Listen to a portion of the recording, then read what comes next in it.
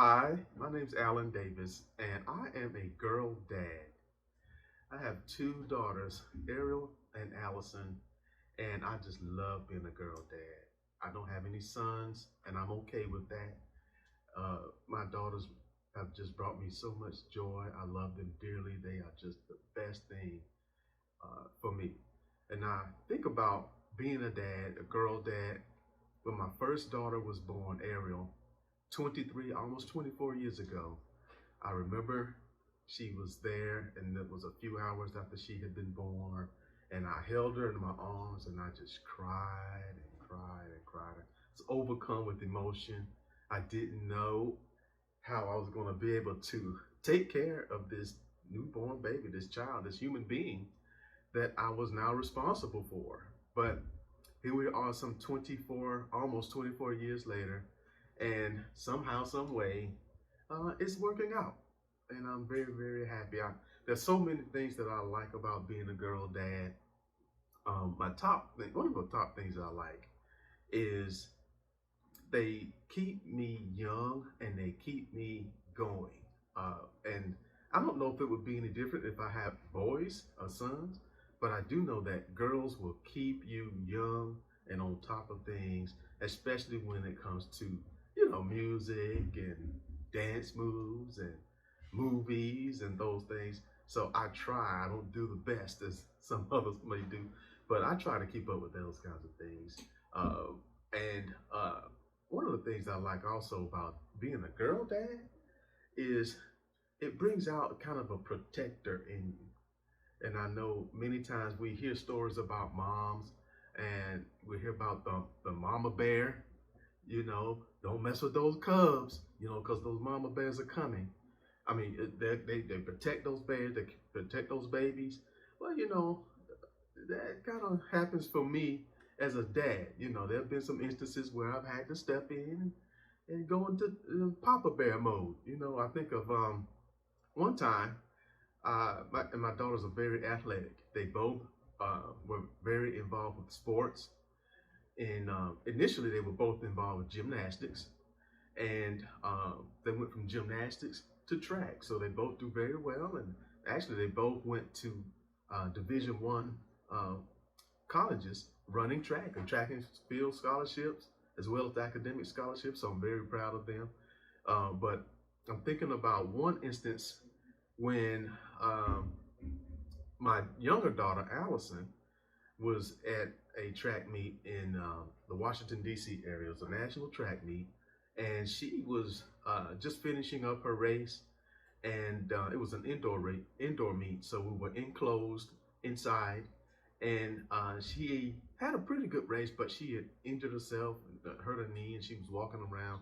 And we're going to her seat. And one of the ushers, they kept people seated in certain areas, came to her and was very mad. You get out of there! Don't come to this area.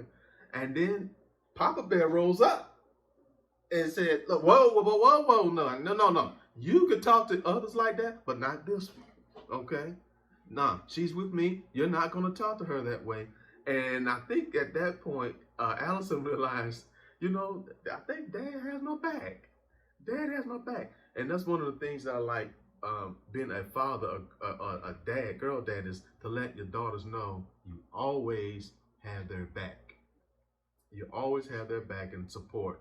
And, you'll come to their defense when it's time to come to their defense. So being a girl dad brings that Papa Bear out of me. I love that. And, I can think of other instances. I think Ariel had an instance also where she was in gymnastics at the time, and there was a coach from Russia. Russians generally have some pretty good not track, gymnastics teams. And this coach was very good. She's a very good coach. But she had a tendency to not really coach my daughter. We were all paying lots of money every month for all the children to be coached. And for some reason, and I'm not going to give my opinion, but for some reason, she did not coach my daughter very much. And she's there coaching two or three of the other children, while my daughter was off. She said, well, you go do some handstands and you do something else. And she just, and we're paying a lot of money for this. And it's 5 nights a week for 4 hours each night. So we're talking about 20 hours a week. So this is not cheap. And so I need her to coach my daughter. So I decided that I would have a conversation with her, but first I wanted to make sure that I had evidence. So I took my camera and took to the practice, and I videoed for about an hour while the coach, her name was Elena, coached the other kids and had my daughter off to the side doing handstands or whatever she wanted to do.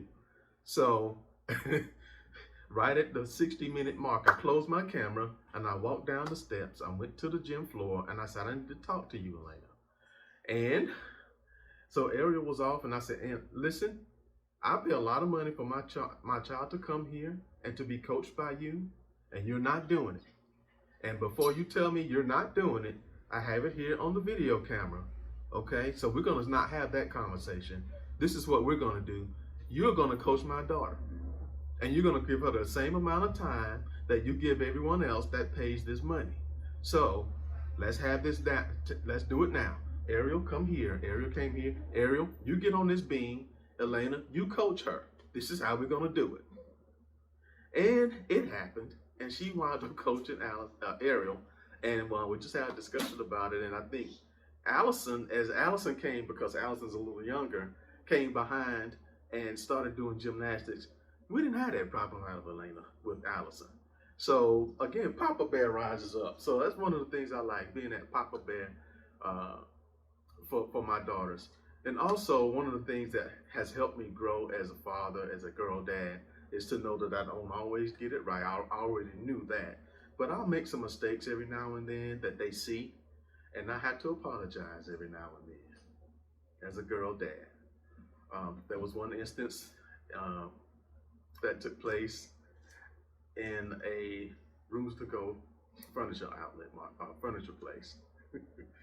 We had just moved into our new home, and we were expecting some company to come by. I was part of the homeowners association committee, and we would have meetings at different committee members' homes. And we hadn't been there very long, and somehow I was on the committee. So we were going to have a meeting at our house the next time around, and some of our furniture had not arrived yet. And we needed the furniture to be in place so that we would be able to sit and eat and do things for the meeting. We were not able to do it because our furniture had not arrived, which we had ordered and was supposed to be in the store and be delivered to us, but it hadn't gotten here. So I went to Rooms to Go and had a conversation with the people there and said, well, my furniture was supposed to be here and it's not. What's the problem? And they said, well, we don't have it here. For some reason, it's not here. So I was disappointed. But as we walked out of the store, as we were walking out of the store, I see that very display, the set of furniture that we got. It was on display right there in the store. So I got to the door. Ariel was with me, by the way. Older daughter was with me. And something hit me. When I got to that door, something hit me, and I said, no, this is not going to work. So I turned around and I went to the store manager and I said, this needs to come home with me. This furniture is sitting right here and you're telling me you don't have it, and it's here. And I don't care that what you said was my stuff was late. I don't care about that. That's your problem. I need to take this off the display floor and take it home with me. And I got a little bit heated and I got a little bit out of control, and it was a bit embarrassing for my daughter. And I eventually went home and I apologized for acting in such a manner. And I had to say, Ariel, sometimes Daddy doesn't get it right. And sometimes Daddy does some things that are not in good character, display good character. So I had to apologize. So another thing being a girl dad is letting your girls know you don't always get it right and you should apologize. And I did. And I think she accepted my apology. But sometimes you just have to apologize. Next thing I know, I love about being a girl dad is just to show their support. Show you their support. I mean, show them your support. Whatever activities they do, extracurricular activities, I love being there. I love being involved with them. And I love to cheer them on. I like being their biggest cheerleader, their biggest supporter. I like screaming the loudest. I like taking the most video. I like telling them they're the best. I like telling them they perform well. I always like to give them an encouraging word because they deserve it. I love that about being a girl dad. I think I would be the same as if I had a son, but I don't know. I do know I have daughters, and I love them, and I love them when they were in gymnastics. I love when they went to track. I love when Allison was involved with her singing and all of that, and she did a flute for a little bit. I supported her there. I support Ariel as she's off doing her thing in Chicago and now in Washington, D.C., going to get her doctoral degree in physical therapy. And Allison is actually up here, we're in Michigan right now, doing going to her sophomore year as on her way to getting her degree. And so I love them. I support them. That's one of the things I love about my daughters. I can support them and love them and be there for them. And they are here today. We're in Michigan. We moved Allison into our house yesterday. Allison is 19. Ariel, 23. Ariel's 23, will be 24 in November. Allison is 19, turned 19 back in May of this year. And I am so proud of these two girls. I love them dearly. You guys have anything you want to say? Just that we have not only the best girl dad, the best dad, period. We're twins. So, that's kind of something we always like to mention. And we're just grateful to have somebody who's there all the time, who's consistent, who's, very light dad, is very fun and likes to tell a lot of jokes and just really just brings a different energy to our household. Everybody has their own role in our family. Yes. And we can always count on dad to be like just the uplifter and the funny guy, and kind of, when something is tense, he'll bring us down a little bit. So we're just really happy to have him around, and I'm happy to have somebody in the world who looks like me. Allison? Yeah, well, he kind of touched on what I was going to say about all the support, literally since day one. Been at every meet, even if the meets that he could have been. I wish I was there. Like, he hates missing an event. I think he's only missed one. Actually, I don't even know if no, you missed one. I think one track meet for me. And I've been running track since I was 12, and I stopped at 22. Right. So in 10 years of the one, aside from when I went to Chicago, moved away for school, but in middle and high school, I think he only missed one and was completely distraught. You would have thought that he missed the birth of another child. Oh gosh, I just missed it. I'm like, it's all right. Even Allison's like musical performances at school, he was always there for those. So it wasn't just athletic things that he was showing up for. And elementary school, like awards day, which really was a very casual thing, and was not mandatory for parents to and even he would show up and eat lunch with us. And and in elementary school you had to do the mile run.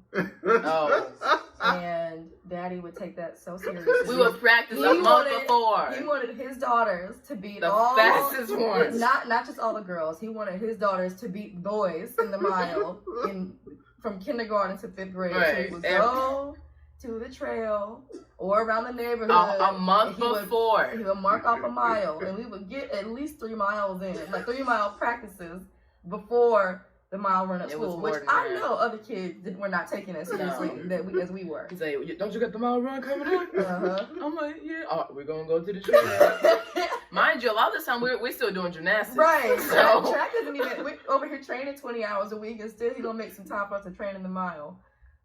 Field days, he would be at those, But it was just, Allison and I didn't really know that what Daddy was doing wasn't the norm, you know, Right. because it was just Especially it was being our a, norm. especially being a dad, especially being a black dad. You didn't see a lot of black dads that Right. involved into their kids like activities. Definitely didn't see him at the gym. You know, he No. was. If you all know the show Dance Moms, our gymnastics team was the gymnastics version of Dance Moms. You know, just a lot of middle-aged white women who sit up there and talk, and you know, just as a black man in that space, it just wasn't usually where you would anticipate, you know, finding one. And so he would sit up there, you know, just kind of be a bystander in the little girl chat up there, and which is part of the reason why what he did with Elena was a big deal, is because parents were not allowed on the gym floor during practice. You know, parents kind of stayed up there in their little in their balcony and watched the gymnasts in the fishbowl. So when he came down with the whole Elena story, that was an event, because parents didn't come downstairs and come on the floor in the middle of practice. But yeah, he's definitely a number one supporter, and with, you know, everything with school too. I just moved to DC 2 weeks ago. Allison's up here in Michigan 2 weeks later. You know, he'll drive in a second. He's driven to Chicago countless times, driven to Michigan. He'll drive, you know, all around the country for all track around and the country. whatever else. You know, We traveling has never literally been an issue. If something is happening, if it's under a 10-hour ride, it's at least for, you know, anything sports or competition related. And we live in North Carolina. He's gonna find a way to get there. So we appreciate that. And like I said, in a way, we were talking about this the other day, if we were spoiled or not. I don't think that we were spoiled, but we definitely have been given a lot, and has been probably given a whole lot more than the average daughter, because he just really goes out of his way to just be there, you know, not only be present, but just be an active part of our lives, even if we're at home in North Carolina. So we're just grateful for him. This is our sugar. Also, as we close out, I want to bring up a moment when Dad stepped it up. Okay, so back in 2008 or 7, my mom had a brain aneurysm. Come on. So she was hospitalized. 2009, actually. Oh, 2009. So hospitalized, going through everything. Family members trying to do everything we can. I was still in gymnastics. You were doing track at the time. Mm-hmm. So basically, at this point, he's like a single dad, because, you know, my mom in the hospital can't really do much, and Dad was carrying the weight. He was carrying the weight. I had a track meet, and mom was in the hospital in ICU, because, you know, she just had brain surgery, and if he wasn't at the hospital, he was with one of us, and we left the hospital to go to the track meet, and Daddy was there with his video camera. We have if he was there, every race, every competition, there's a video, every gymnastics routine, there is footage of it somewhere. Every single one, if he was there. So, you know, even then, you know, he was, not only was he being a great girl dad, but he was being a great husband at the same time. And, you know, when Mommy wasn't able to do what she could do because she was sick, you know, Daddy stepped in, and we were children. I was in middle school, and Allison was in elementary school. So, you know, as far as, you know, helping us get ready for school and picking out clothes and doing hair, and it's like you could tell us like stuff changed, but like it's nothing was missing. Like I didn't feel like something changed. Like, oh my gosh, like you're not doing this right. Like, only thing that could have come up was the hair, but he still gave it his best. He would slick it back in a ponytail if he could or something. But he just really showed up big time during that time. Yes. So we love our sugar. We love him. Excuse me, we love him. Now, can everybody see why I love these two girls right here? No problem being a girl dad. None whatsoever. I love them. They make me so proud. And if I had to do it all over again, I'd do it all over again. And if the mistakes that I made, I probably would try to avoid them. You know, to make better decisions in front of them, and not only in front of them, but, you know, even behind where they're not seeing us. I just want to do the right things and be a good example for them all the time. All right. So that's a little bit about my story of being a girl dad. Hope you enjoyed it. Thanks. Peace. See you.